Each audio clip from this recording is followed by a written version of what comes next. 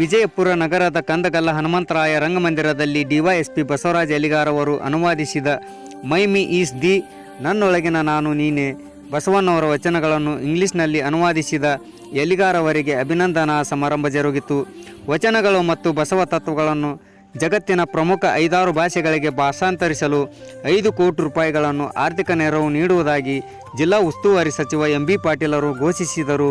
DYSP Basavaraj Eligar ಮಾತನಾಡಿ, ಬಸವಣ್ಣವರ ಭಾಷಾಂತರ ವಚನಗಳನ್ನು ಮುಗಿಸಿ ಈಗ ಅಕ್ಕ ಮಹಾದೇವಿ ಅವರ ವಚನಗಳನ್ನು ಭಾಷಾಂತರ ಮಾಡುತ್ತಿದ್ದೇನೆ. ನಾನು ಬಸವಣ್ಣವರ ಪುಸ್ತಕಗಳನ್ನು ಬರೆದು ಭಾಷಾಂತರ ಮಾಡಿದ್ದು ನಿಮಗಾಗಿ ಅಲ್ಲ, ನಿಮ್ಮ ಮಕ್ಕಳಿಗಾಗಿ.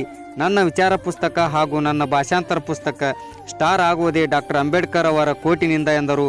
ತಾವು ವಚನಗಳನ್ನು ಇಂಗ್ಲಿಷ್ ಭಾಷೆಗೆ ಅನುವಾದಿಸಲು ನೆರವಾದ ಎಲ್ಲರನ್ನು ಸ್ಮರಿಸಿ ಕೃತಜ್ಞತೆ ಸಲ್ಲಿಸಿದರು.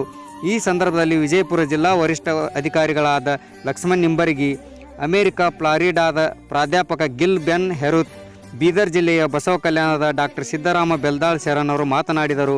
ಸಾಹಿತಿ ದೇವನೂರು ಶಂಕರಪ್ಪ, ಮಾಜಿ MLC ಅರುಣ್ ಶಾಪೂರ್, ಬೆಂಗಳೂರಿನ ಅಕ್ಕನ ಮನೆ ಪ್ರತಿಷ್ಠಾನದ ಲೇಖಕಿ ಹೇಮಲತಾ, ಮನಗೂಳಿಯ ಅಪ್ಪಗೌಡ ಪಾಟೀಲ್, ಅಡಿಷನಲ್ SP ಶಂಕರ್ ಮಾರ್ಯಾಳ್ ಸೇರಿದಂತೆ ಅಪಾರ ಅಭಿಮಾನಿಗಳು ಇದ್ದರು.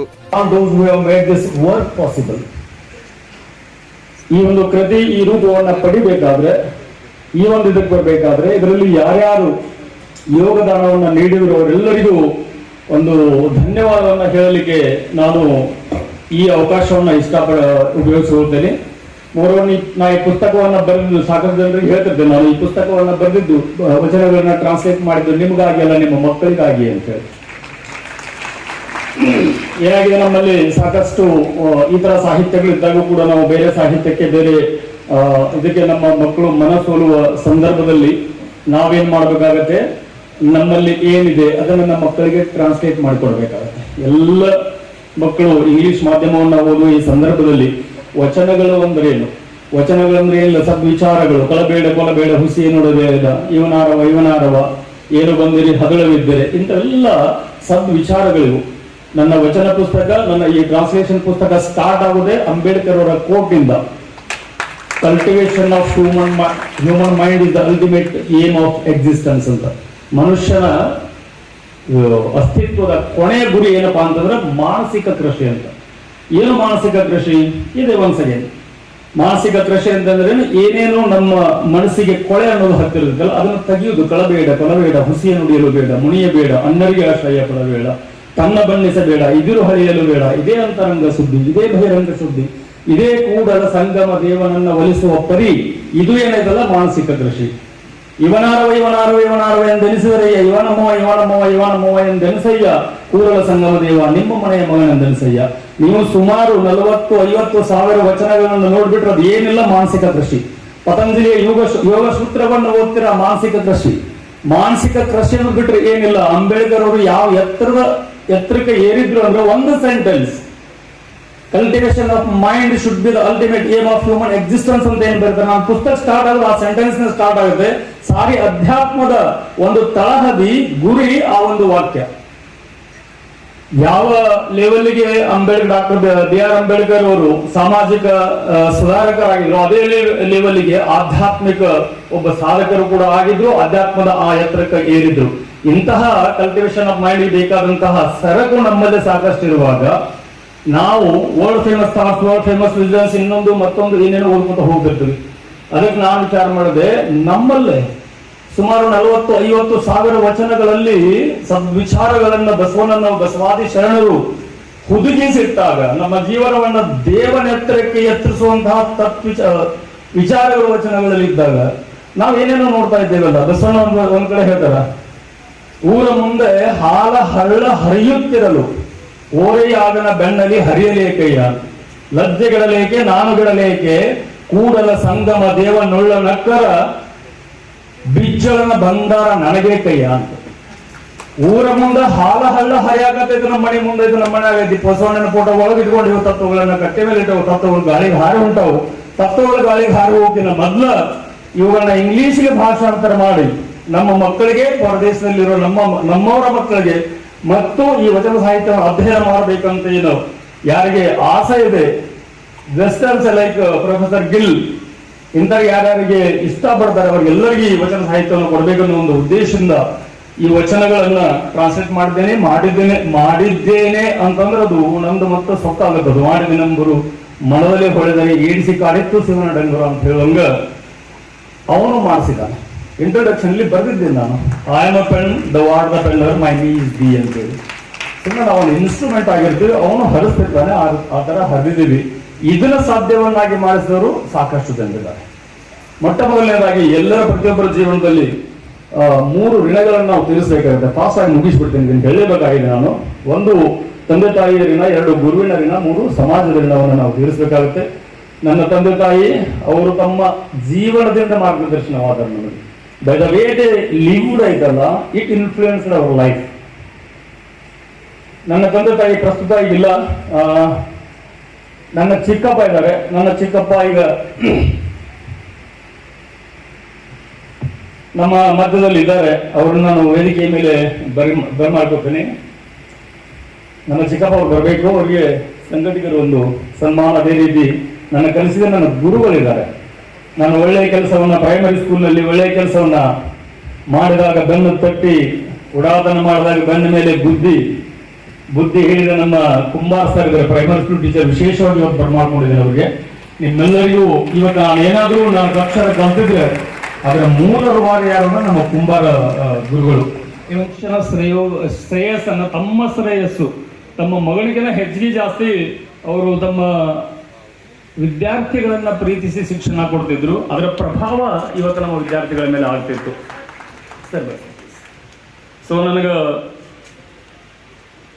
1ನೇದಿಂದ 7ನೇ ತರವರೆಗೆ ಶಾಲೆಯನ್ನು ಕಲಿಸಿದ ನನ್ನ ಗುರುಗಳು ವಾಯಾಯಿ ಕುಂಬಾರ ಗುರುಗಳು.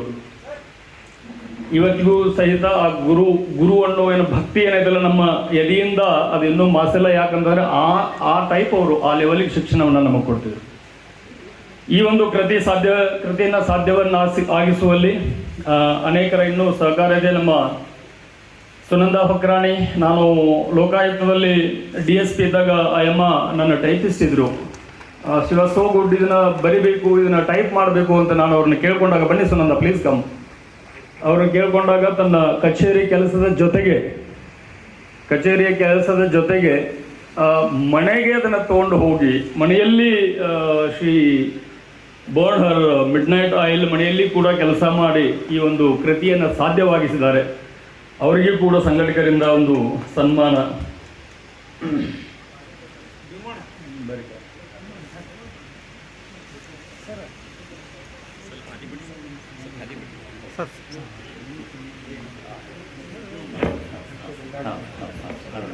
ಸುನಂದ ಬನ್ನಿ.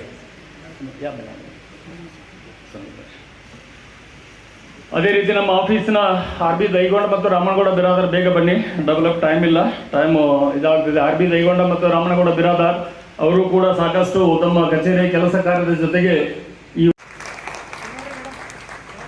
ನಾನು ಈ ತರ ಈ ಕೃತಿಯನ್ನ ಬರಿತಾ ಇದ್ದೇನೆ, ಇದನ್ನು ಮಾಡಬೇಕು ಅಂತ ಹೇಳಿ ನಾನು ವಿಚಾರ ಮಾಡುತ್ತಿದ್ದಾರೆ. ಇದರ ಜೊತೆಗೆ ಮತ್ತೆ ಈಗ ಬಸವೇಶ್ವರರ ವಚನಗಳ ಭಾಷಾಂತರವನ್ನು ಮುಗಿಸಿ ಅಕ್ಕಮಹಾದೇವಿಯ ವಚನಗಳ ಭಾಷಾಂತರವನ್ನು ನಾನು ಮಾಡ್ತಾ ಇದ್ದೇನೆ. ಈಗ ಬಿಜಾಪುರದಲ್ಲಿ ಈ ತರ ಸಾಹಿತ್ಯಿಕ ಚಟುವಟಿಕೆಗಳಿಗೆ ಕಡಿಮೆ ಏನಿಲ್ಲ. ಮಧುರ ಶರಣರು ತುಳಿದಾಡ್ದನ್ನೆಲ್ಲ ಇದೆ, ಇದು ಶರಣರು ಅಡ್ಡಾಡ್ದನ್ನೆಲ್ಲ ಐತಿ. ಇಲ್ಲಿ ಸಾಹಿತಿಗಳು ಬರ್ತಾನೆ ಇರ್ತಾರೆ. ನಮ್ಮ ರಾಗಮ್ ಇದ್ದಾರೆ. ಈಗ ಹೊಸ ಸೇರ್ಪಡೆ, ಬಿಜಾಪುರದ ಸಾಹಿತಿಗಳ ಲಿಸ್ಟಿಗೆ ಹೊಸ ಸೇರ್ಪಡೆ ನಮ್ಮ ಕ್ಲಾಸ್ 1 ಕಾಂಟ್ರಾಕ್ಟರ್, ನಮ್ಮೆಲ್ಲರ ನೆಚ್ಚಿನ ಆಲೂರವರ ಮಗಳು ಸರ್. ಆಲೂರವರ ಮಗಳು ವೈಷ್ಣವಿ ಅಂತೇಳಿ, ಶರಣು ಆಲೂರವ್ರು ಬರ್ಬೇಕು ವೇದಿಕೆ ಮೇಲೆ. ಆಲೂರವರ ಮಗಳು ವೈಷ್ಣವಿ ಅಂತ PUC ಹುಡುಗಿ ಸಿಲೆಬಸ್ ಆಫ್ ಇಟರ್ನಿಟಿ ಅಂತೇಳಿ ಒಂದು ಅದ್ಭುತವಾದಂಥ ಪುಸ್ತಕವನ್ನು ಬರೆದಿದ್ದಾರೆ. ಬರೆದಿಲ್ಲ, ಈ ಬರೆದ ವಿಚಾರ ಅವ್ರ ಅಪ್ಪ ಹೇಳಿನೂ ಇಲ್ಲ. ಇದನ್ನ ಆಲ್ರೆಡಿ ಅಮೆಜಾನ್ನಾಗ ಹಾಕ್ಬಿಟ್ಟಿದ್ದಾರೆ. ಅಮೆಜಾನ್ನಲ್ಲಿ ಅವೈಲಬಲ್ ಇಟ್ ಈಸ್. ಬುಕ್ ಉದ್ಘಾಟನೆನೂ ಮಾಡಿಲ್ಲ. ಇವತ್ತು ಈ ಕಾರ್ಯಕ್ರಮ ಕರೆದ್ರೂ ಬಂದಿಲ್ಲ. ಅದೇನಂತ ನಾವು ಏನಂತಂದ್ರೆ ನಿಮಗೆಲ್ಲರಿಗೂ ಅವ್ರನ್ನ ಇಂಟ್ರೊಡ್ಯೂಸ್ ಮಾಡೋ ಉದ್ದೇಶಕ್ಕೆ ಆಗತ್ತೀನಿ. ಸಿಲೆಬಸ್ ಆಫ್ ಇಟರ್ನಿಟಿ ಓದಿದ್ದೆ ನಾನು. ತುಂಬಾ ಅದ್ಭುತ ಪೋಯಮ್ ಅನ್ನು ಬರೆದಿದ್ದಾರೆ ನಮ್ಮ ಶರಣು ಆಲೂರ್ ಅವ್ರ ಮಗಳು. ಸೊ MB ಪಾಟೀಲ್ ಸಾಹೇಬ್ರಿಗೆ ಈ ಪುಸ್ತಕವನ್ನ ಶರಣು ಕೊಡೋದ್ರ ಮೂಲಕ ಇದನ್ನ ಪುಸ್ತಕ ಬಿಡುಗಡೆಯನ್ನು ನಾವೇ ಮಾಡ್ತಾ ಇದ್ದೀವಿ. ಆ ಕೇಳೇ ಇಲ್ಲ ನಮಗೆ ಕೊಡಿ.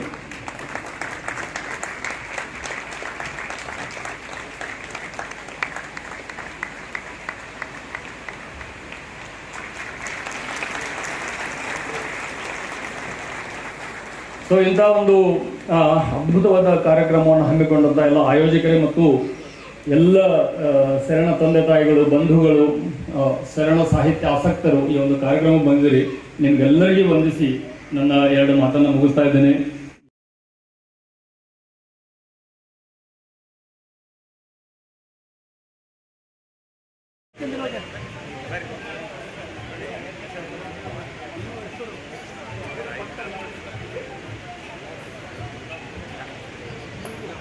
ಉಳ್ಳವರು ಶಿವಾಲಯ ಮಾಡುವರು, ಉಳ್ಳವರು ಶಿವಾಲಯ ಮಾಡುವರು. ನಾನೇನ ಮಾಡಲಿ ಒಡವನೆಯ, ನಾನೇನ ಮಾಡಲಿ ಒಡವನೆಯ. ಉಳ್ಳವರು ಶಿವಾಲಯ ಮಾಡುವರು. ಎನ್ನ ಕಾಲೇ ಕಂಬ ದೇಹವೇ ದೇಗುಲ, ಎನ್ನ ಕಾಲೇ ಕಂಬ ದೇಹವೇ ದೇಗುಲ, ಶಿರವೇ ಹೊನ್ನ ಕಳಶವಯ್ಯ. ಉಳ್ಳವರು ಶಿವಾಲಯ ಮಾಡುವರು, ಉಳ್ಳವರು ಶಿವಾಲಯ ಮಾಡುವರು. ಸ್ಥಾವರ ಕಳಿವುಂಟು ಜಂಗಮ ಕಳಿವಿಲ್ಲ, ಸ್ಥಾವರ ಕಳಿವುಂಟು ಜಂಗಮ ಕಳಿವಿಲ್ಲ. ಕೂಡಲ ಸಂಗಮ ದೇವಾ ಕೇಳೆಯ, ಕೂಡಲ ಸಂಗಮ ದೇವಾ ಕೇಳ. ಉಳ್ಳವರು ಶಿವಾಲಯ, ಉಳ್ಳವರು ಶಿವಾಲಯ, ಉಳ್ಳವರು ಶಿವಾಲಯ. ಸಾಹಿತ್ಯಿಕ ವಲಯದಲ್ಲಿ ಕೆಲಸವನ್ನು ಮಾಡಿದಂಥವರು ಶ್ರೀ ದೇವನೂರು ಶಂಕರ್ ಅವರು ಇವತ್ತು ನಮ್ಮೊಂದಿಗಿದ್ದಾರೆ. PWDಯಲ್ಲಿ, ವಾಟರ್ ಬೋರ್ಡ್ನಲ್ಲಿ ಮತ್ತು ಮುಖ್ಯವಾಗಿ ಕರ್ನಾಟಕ ಪವರ್ ಕಾರ್ಪೊರೇಷನ್ನಲ್ಲಿ ಚೀಫ್ ಇಂಜಿನಿಯರ್ ಆಗಿ ಅವರು ಕೆಲಸವನ್ನು ಮಾಡಿ ಅವರು ಸ್ವಯಂ ನಿವೃತ್ತಿಯನ್ನು ಪಡೆದು ತಮ್ಮ ಇಡೀ ಜೀವನವನ್ನು ವಚನ ಸಾಹಿತ್ಯದ ಸಮರ್ಪಣೆಗಾಗಿ ಅವರು ತೊಡಗಿದ್ದಾರೆ. ಶ್ರೀ ದೇವನೂರು ಶಂಕರ್ ಅವರನ್ನು ತಮ್ಮೆಲ್ಲರ ಪರವಾಗಿ ಪ್ರೀತಿಪೂರ್ವಕವಾಗಿ ನಾನು ಸ್ವಾಗತವನ್ನು ಕೋರ್ತೇನೆ. ಅವರಿಗೆ ಗುತ್ತಿಗೆದಾರ 29 ತಾರೀಕಿಗೆ ತಾವು ಬಿಜಾಪುರಕ್ಕೆ ಬರಬೇಕು. ಒಂದು ಪುಸ್ತಕ ಇಂಗ್ಲೀಷಿಗೆ ಮಾಡಿದ್ದಾರೆ, ಒಬ್ಬರು ಹೆಸರು ಇರಲಿಲ್ಲ ನನಗೆ, ಅದಕ್ಕೆ ತಾವು ಸಾನ್ನಿಧ್ಯ ವಹಿಸ್ಬೇಕಂತ ಕೇಳ್ತಾರೆ ಅಂದ್ರೆ ನಾನು ಭಾಳ ಖುಷಿಯಿಂದ. ಬಿಜಾಪುರ ಜಿಲ್ಲೆ ಅಂದ್ರೆ ಈಗಿನ ಕಾಲಕ್ಕೆ ಮಹಾಂತೇಶ್ ಬಿರಾದರ್ ಬಗ್ಗೆ ಅಂತೂ ಹೇಳುವ ಅವಶ್ಯಕತೆ ಇಲ್ಲ. ಡಾಕ್ಟರ್ ಮಹಾಂತೇಶ್ ಬಿರಾದರ್ ಇಲ್ಲ ಅಂತಂದ್ರೆ ಈ ಕಾರ್ಯಕ್ರಮ ಹಿಂಗೆ ಚಾನ್ಸೇ ಇಲ್ಲ. ಡಾಕ್ಟರ್ ಮಹಾಂತೇಶ್ ಬಿರಾದರ್ ಎಲ್ಲಿರ್ತಾರೆ ಪರ್ಟಿಕ್ಯುಲರ್